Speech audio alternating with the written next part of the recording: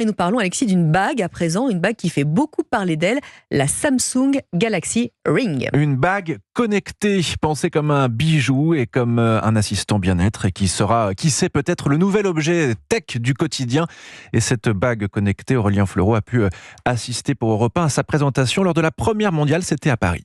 Imaginez donc un bijou en titane avec une légère forme de vague, une alliance bardée de capteurs pour que vos données de santé soient mesurées en permanence sans que vous y pensiez. François Hernandez, vice-président de Samsung France. La bague va permettre de collecter toutes ces données. L'intelligence artificielle derrière va les analyser et va faire des prescriptions. Des fois, on se sent un petit peu moins en forme, mais on ne sait pas exactement où on en est. Les utilisateurs vont vite se rendre compte qu'en fonction de ce qu'ils font dans la journée, ça a des impacts sur leur niveau d'énergie. Et c'est donc un Energy Score qui va s'afficher chaque jour sur votre téléphone avec des conseils à la clé.